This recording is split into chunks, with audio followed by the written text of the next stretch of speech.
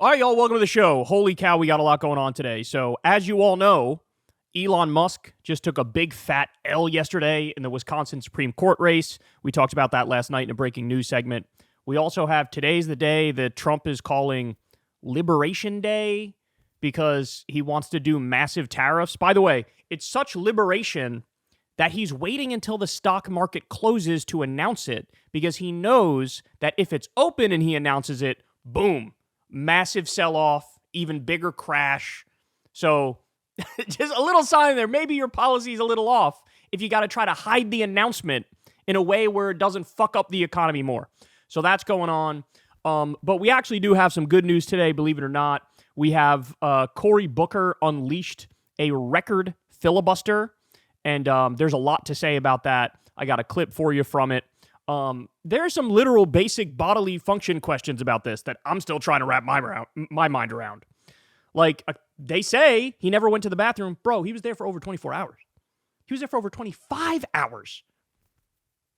I've never in my life gone that long without taking a piss. I don't know about you guys. I don't even know if it's physically fucking possible, right? So we'll talk about that. Trump's approval rating hit a record low in his second term. A lot to say about that. Fox News is struggling to defend Trump's economic collapse. J.D. Vance is being caught in the most flagrant, disgusting lies you've ever seen. Later on, we're going to do a deep dive on the question of the death of the American economy, which I genuinely and sincerely think that we're witnessing in this moment. And then also, we have some prominent libertarians continuing to turn on Donald Trump. We have Dave Smith, and we have Ron Paul yet again from the top rope. So we'll talk about all that and more. Everybody do me a big favor. Please subscribe to the channel. That is below. It helps out massively. It costs you nothing at all. And of course, as always, much love to all you who support this show on Patreon. Literally couldn't be done without you. This is real independent media. Real independent media. I've never had a conversation with an advertiser, never talked to a company, never done an ad read, never talked to a billionaire, never talked to a government. The funding is grassroots from you guys and the default ads on YouTube, and that's it. So anyway, let's go ahead and dive into it. So Cory Booker decided I'm going to try to break the longest filibuster in American history. And by the way, that record was held by a segregationist named Strom Thurmond. And when he did that filibuster, he was arguing against the Civil Rights Act. I mean, you want to talk about loathsome. And by the way, that story in and of itself is indicative of part of the problem in American politics, that you got the bad guys who believe in genuinely bad things, and they're willing to go to the mat for those beliefs, bro. They're willing to fight tooth and nail to be like, separate the races. So, I mean, it's kind of disgusting that he still held the record. There was a time, Ted Cruz in 2013 did basically what Cory Booker is doing now. It's not actually a filibuster because there's no legislation that they're blocking, but it's like a non-filibuster where they're just doing the longest speech they can. Ted Cruz did this in 2013. I believe he clocked in at about 20 hours or so. Cory Booker did 25 hours, y'all. 25 hours. Now, when all said and done, and this number honestly may have gone up a lot more since I last saw it last night, but it looked like he racked up over 300 million likes on TikTok. That's fucking unheard of, dog. That is unheard of. So basically, the reaction from the public is like, thank God somebody's doing something. Thank God, somebody, like, clearly, this is a moment where you're not the only one that's feeling crazy. You're not the only one that's like, how is all of this happening right in front of our eyes?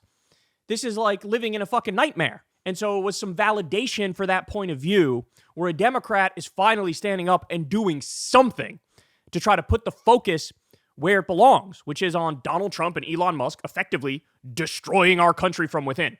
So before we get to the clip, I will say this about Cory Booker. And my job is to give you guys the facts and the information and the news and tell you my take on it. And the reality of the situation is this. He is nowhere near the Democrat we need for 2028. Okay? Let's just say that. And the reason is, this guy's taken nearly $900,000 from the pro-Israel lobby, about $750,000 from AIPAC. And this entire speech, he didn't once mention the absolute destruction of Gaza and the genocide of Palestine.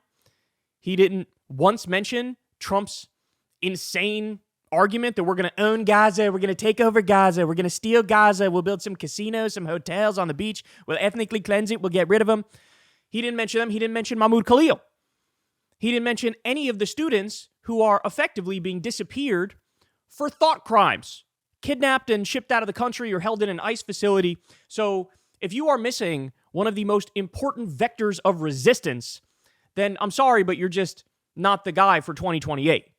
So he's got massive downsides, but at the same time, I think it's also correct to say, I'm happy he did this. I'm happy he did this. And if anything, he's showing the way to other Democrats. In fact, I think it'd be a great idea if every day a different Senate Democrat decided, hey, he did his 25-hour filibuster. We'll alternate and we'll have everybody partake in a non-filibuster filibuster, jam up the Senate, and make it so that, hey, if you can only go 16 hours or whatever it is, or 12 hours or whatever it is, have a Democrat every single day basically do this to let everybody know this shit is not normal. They're trying to cut Social Security. They're trying to cut Medicare. They're trying to cut Medicaid. They're destroying our economy. They're total fucking imperialists on foreign policy. He wants to bomb 8 or 9 other countries and start more wars. Like, this is how you get the attention where it should be. So anyway, let's go ahead and listen. This is a clip. I believe this clip was when he was already 20 hours in when he did this clip. We're really talking about like the limits of human capability here in terms of standing this long, talking this long, allegedly not going to the bathroom. More thoughts on that in a little bit. So let's watch and then we'll break it down. How did we get here, America, to this privileged place? Well, we got here because of that incredible infrastructure project that this place didn't fund called the Underground Railroad, where black Americans and white Americans broke laws, did civil disobedience to stop slavery. How did we get here? We got here because young 20-somethings got upon a bridge named for a grand wizard of the KKK, named the Edmund Pettus Bridge. We got here because they marched. We got here because they were beaten. We got here because they bled, and I may know 1 or 2 of the people on that bridge. I may know 1 or 2 of their names, but I am in this body because of them. How did we get here, America? We got here because of people whose names I don't know, who fought at Seneca Falls. How did we get here? Because of people whose names I don't know, who stood at Stonewall. We got here because of people's names I don't know, who were there at Selma. This is the answer to your question. This is an American moral moment. This is the question of where do we stand for healthcare? Where do we stand for Social Security? Where do we stand for VA benefits? Where do we stand for our American neighbor when the call and commandment of every faith in our land is to love your neighbor? What is the quality of our love, America? Now is the time to get angry, but let that anger fuel you. Now is your time to get scared for what's happening to your neighbors and let that fear bring about your courage. Now is your time to stare at despair and say you will not have the last word because I'm going to stand up and at least I can give one person hope in this country. Can I give one person hope in this country? And so what do I want from my fellow Americans? Do better than me. Bro, I would not begrudge him if he was like popping Adderalls under the table. To talk for 25 hours straight. By the way, I'm burying the lead of my most controversial take on this. I don't think it's possible that he didn't take a piss in 25 hours. I don't think that's possible. So apparently when Strom Thurmond did his 24-hour filibuster, he, number one, went into a sauna or something or steam room and tried to dehydrate himself so he can do the speech without peeing. But the fact of the matter is, if you're dehydrated, you're not going to have the strength to talk for 25 hours. So allegedly what he did is he had like a bucket and he would keep 1 foot on the Senate floor, put 1 foot out to pee in the bucket because you can't leave the Senate floor or else you're yielding the floor. So your speech would effectively be over at that point. So Cory Booker, his team says, he didn't drink that much, and they have all these excuses why he didn't go to the bathroom. Bro, he had to be wearing a diaper, dog. And I don't blame him or his staff for being like, no, he wasn't doing that because that's embarrassing, right? And then that becomes the story. But, bro, respect on this. I think he was probably wearing a diaper. I think he probably pissed a little bit in that bitch, and I think that's okay because he committed to something, which is like, let's talk about the bullshit happening in this country right now, and let's fight back. And a great thing he did, too, in this speech, he had his staff put together all these letters that were sent to him in his office of people whose lives have been completely upended and destroyed by Elon Musk and Donald Trump. You're talking about anywhere from 100,000 to 250,000 federal government workers who've been laid off, veterans who've been screwed, disabled veterans who've been screwed. They're firing therapists at the VA, 80,000 layoffs at the VA alone. people whose social security checks they're not getting anymore because they were wrongly marked as dead, or they were told they're not American citizens because they were born on a U.S. military base in a different country, which means they're still American citizens. But Elon doesn't give a fuck, and he's just slashing payments to whoever the fuck he wants to slash them to and lying about waste, fraud, and abuse. So he stood up there and read letters from these people into the record. He even teared up at one point because somebody was talking about, hey, my mom or my dad has Parkinson's, and we need as much help as we can get, and we get our funding from Medicaid, and Republicans are slashing Medicaid, and I don't know what I'm going to do if I don't have this health care to help take care of my parents. They need 24/7 care. That's what I have to dedicate my life to. And so they slash this. We're fucked, right? And he's sitting there reading it, and he starts tearing up because his dad had Parkinson's, and he had to go through a lot in that scenario. And so overall, this is a massive, massive, massive W, despite the disagreements and the big issues with Cory Booker. Like I said, I don't want him 2028, and he might be prepping right now for a run in 2028. But having said that, at least this gives other Democrats a roadmap like, hey, bitch, stop being quiet. Stop, taking the James Carville strategy and laying back and shutting up and just hoping the Republicans hang themselves. In the process of the Republicans hanging themselves, which they are doing, by the way, but in the process of them doing that, they're destroying the country. And if you don't fight back right now, what you're saying is, I'm okay with the country being destroyed first, because then we'll win. Well, it's not just about winning. It's also about getting the policies that we need to fix this country. And they're going 1,000 miles an hour in the wrong direction, and you need to be there to block that. Do better than we in this body. We are flawed and failed people. I see people showing up at our town halls yelling at us, Democrat and Republican, do more. How are you letting this happen? Well, I hate to tell you, we're doing all that I can think of. This is why I'm standing here to try to give voice to those people. But what is more needed from now is less people sitting on the sidelines, less people being witnesses of American history, and more people determined to make it, to make history, to call to the conscience of this nation, to say, I will not stand for another American to lose their health care for a billionaire. I will not stand for another veteran who's dedicated to stopping the suicide of other veterans to lose their job. I won't stand for the air quality in my community to be made worse because they're letting polluters pollute more. I won't stand for the collective assaults on the Constitution by a man who even the highest judge in our land, a Republican-appointed judge, said stop threatening and bullying other branches of government. When is it going to be enough? My voice is inadequate. My efforts today are inadequate to stop what they're trying to do. But we, the people, are powerful. We are strong. We have changed history. We have bent the arc of the moral universe. And now is that moral moment again. It's a moral moment again. And he's, like I said, over 300 million likes on TikTok. I went on YouTube last night and I typed in Cory Booker, and there were like multiple streams, and all of the streams individually had tens of thousands of views. So rando news channels running it, 83,000 views on one of them. So when you add up all the different views of this thing, shit, we're probably talking about tens of millions of people. Actually, it's got to be more than that, because if it had 300 million likes, that means at least 300 million people saw it at some point. So hundreds of millions of people. And so what this does is it's a rallying cry, right? And he's saying the right thing here, where it's like, bro, we're all inadequate to fight back against this unless we band together, unless we're out in the streets, unless we're protesting. And that's 100% true. Now, the terrifying part of that is Trump on April 20th may invoke the Insurrection Act and declare martial law, which means he would turn around and say all protests are banned. And if we catch you protesting, you're arrested. And that's a terrifying thought. It's completely and utterly un-American, totally unconstitutional, deploying the U.S. military in our own streets against our own people. But this is what he signed an executive order on day one, saying, Pete Hegseth and Christy Noem, give me a report in 90 days as to whether or not I should invoke the Insurrection Act and declare martial law and say that there is a war going on against the United States because of the illegal invasion. And it's very likely they're going to say, yeah, we want you to do it. And he's not going to go, no thanks, I'll pass on the extra power you're giving me. This guy's the most power-obsessed person on planet Earth. Of course he's going to say, yeah, I'm declaring martial law and invoking the Insurrection Act. But the fact of the matter is, now's not the time to passively accept our fate. Now's the time to really try to steer the ship in a better direction by any means necessary.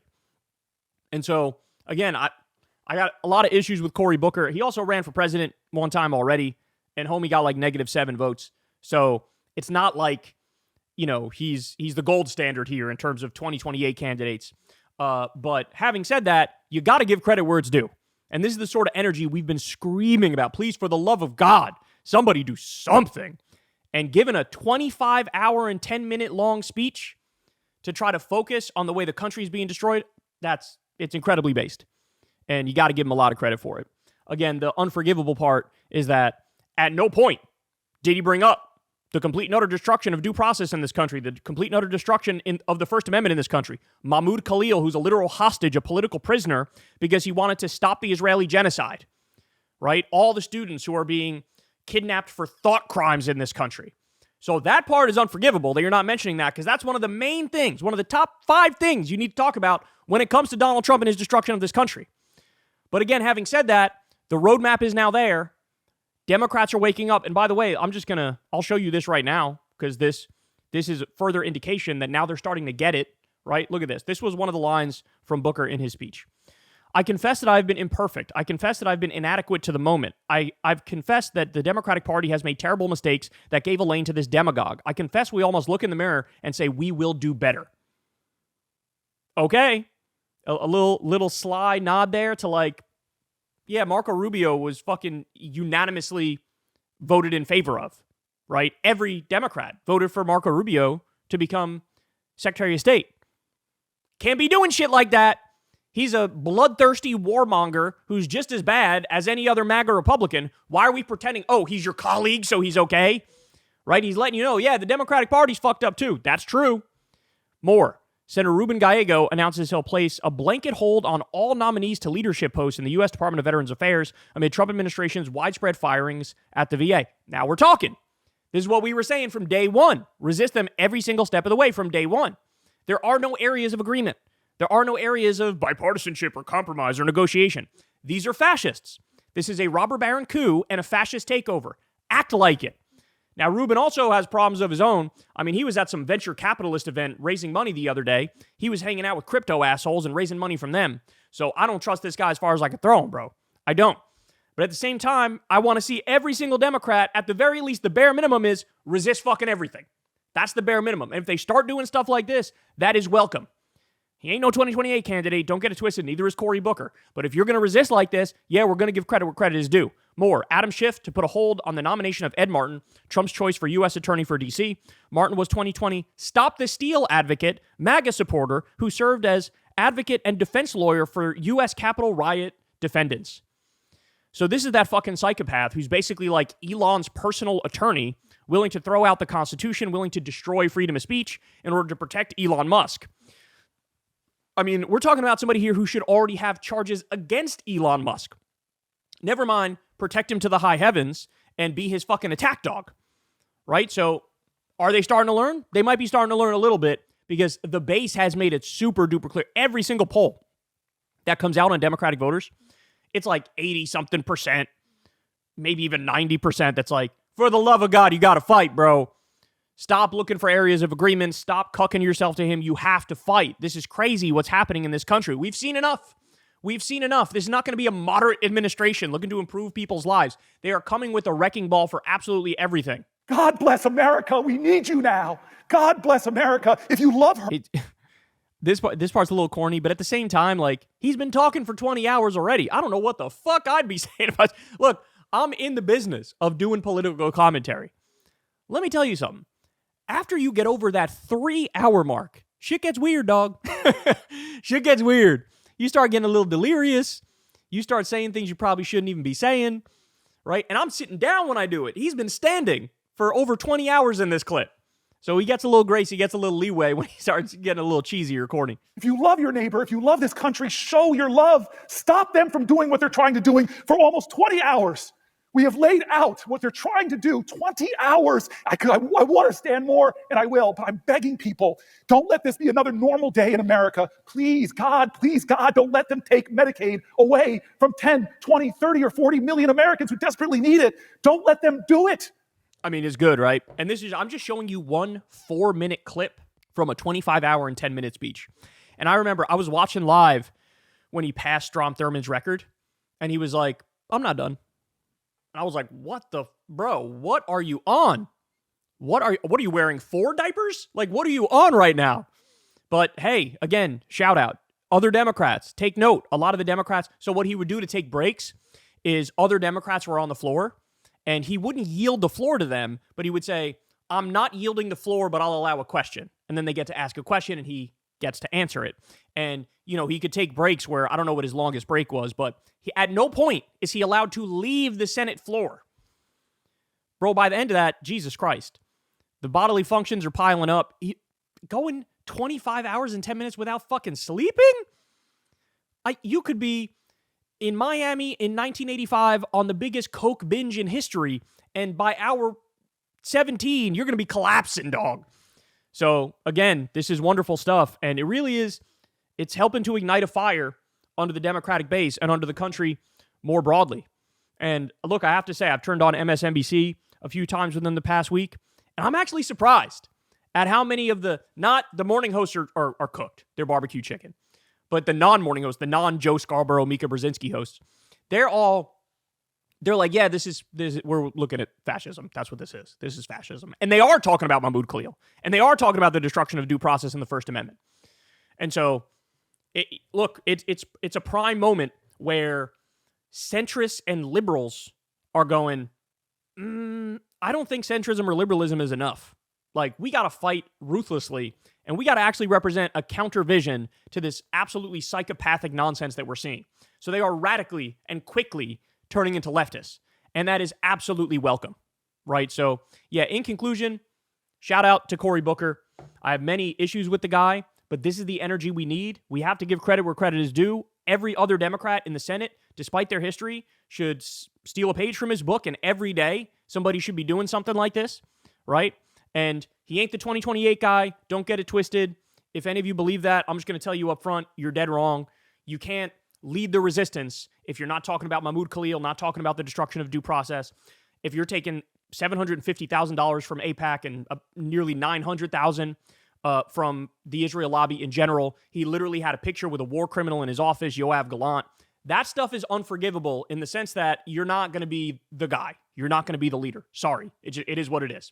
This is one of the most important issues, if not the most important issue we're facing, literal genocide funded by our money and our weapons.